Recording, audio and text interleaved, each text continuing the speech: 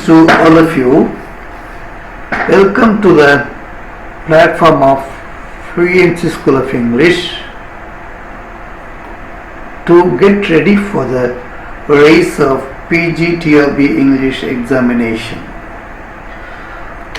Fluency School of English is a wonderful diving platform for you, where from you can dive to swim across the race, the PGTRB English examination. In this program, we are going to deal with the gist of the Act 5 of Antony and Cleopatra. The gist given here will help you to frame more questions yourself. Almost all the important events of the act and play have been presented here. Hope you will enjoy the travel with me. Be with me until the last. Please don't forget to subscribe to my channel. And also don't fail to send your feedback. Feel free. Best wishes. Caesar orders Dolabella to convey to Antony a command for his surrender. After Dolabella leaves, Decritus, one of Antony's men, enters carrying Antony's sword. When Caesar asks why the man would dare appear before him in such a way, Decritus explained that he was a loyal follower of Antony and now wishes to serve Caesar as faithfully. Caesar questions the meaning of this reversal. Decritus explained that his master's death, taken from this world by the same noble hands that committed the brave deeds for which Antony is so renowned. Here, Decritus refers to the self-killing of Antony. Caesar remarks that the passing of such a great man ought to be marked by great tumult and mourning. After all, the death of Antony, one of the two timers, is not a single doom, but the end of one half of the world.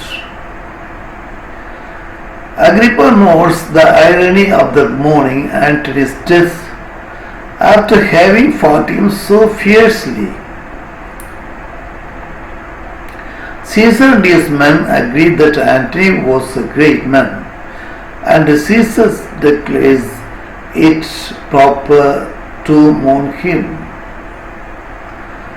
A messenger arrives from Cleopatra to ask what Caesar intends for the queen. Caesar promises to be honorable and kind to her and sends Cleopatra's messenger with assurances bidding her to be of good heart. Although Caesar tells Cleopatra he does not intend to cause her shame, he plans to force her to live in Rome, where she will be his eternal triumph. Here it is uncertain in what context the expression eternal triumph has been used by the translator. But there is a notification found in Google Chrome. The Roman triumph was a civil ceremony and religious rite of ancient Rome held to publicly celebrate and sanctify the success of military commander who led Roman forces to victory in the service of the state or in some historical traditions. One who had successfully completed a foreign war. In my opinion, it would not be wrong to guess that Caesar had a hidden intention to kick Cleopatra as his lifelong humiliated war prisoner for his everlasting triumph. This is only my assumption and no evidence is available at any source. Towards this end, he orders some of his men led by Proclus to prevent Cleopatra from committing suicide and thus robbing him renown. Act 5, Scene 2, the death of Cleopatra, Iris and Charmian. Proclus arrives at the Queen's monument and asks Cleopatra's terms for giving herself up to Caesar. Cleopatra remembers that Antony told her to trust Proclus. Cleopatra tells Proclus she hopes Caesar will allow her son to rule Egypt. Proclus assures her that Caesar will be generous and said that Caesar will soon repay her prayer with kindness. Proclus' soldiers move to seize Cleopatra. The queen draws a dagger, attempting to kill herself before being taken captive. Proclus disarms her. Proclus orders the soldiers to guard the queen until Caesar arrives. Cleopatra cries that she will never allow herself to be carried through Rome as a trophy of that empire's triumph. Dolabella arrives and takes responsibility for Proclus. The queen converses with Dolabella.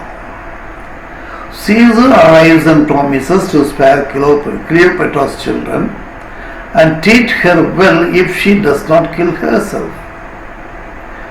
She gives him a scroll that hands over all her treasure to him. When Cleopatra asks her treasurer Seleucus to confirm that she has given Caesar everything, Seleucus contradicts her. Cleopatra rails against the treachery of the servant, but Caesar comforts her. He assures her that he does not desire her wealth. Caesar says he is far greater than a merchant.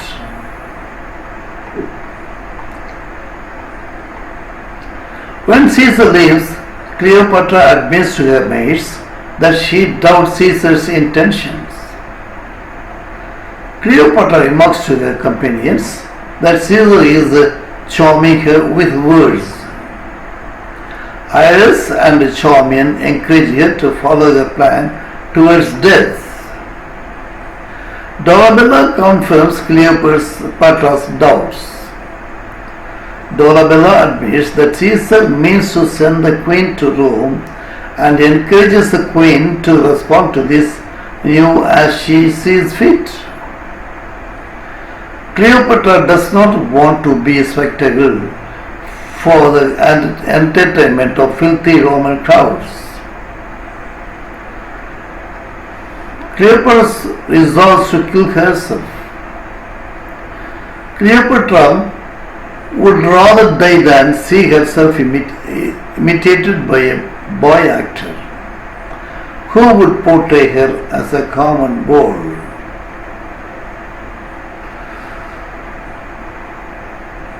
Here, Cleopatra fears she would be humiliated by boy actors taking her as his whore.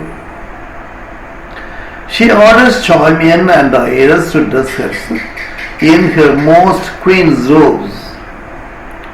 When they have dressed her so, she admits the clown to come in. The clown brings her a basket of figs that contains poisonous snakes. Cleopatra is dressed in her finest royal garments. Cleopatra kisses her maids goodbye. Arius falls dead. Cleopatra takes a snake from the basket and presses it to her breast. She applies another asp to her arm. She dies. The gods rush in to discover the dead queen. Charmian also presses the snake to her and joins her mistress in death. Dolabella enters, follows Caesar. They realize the man of the suicide. Caesar orders Cleopatra to be buried next to Antony in a public funeral. That's all, dear. Thanks you. Best wishes.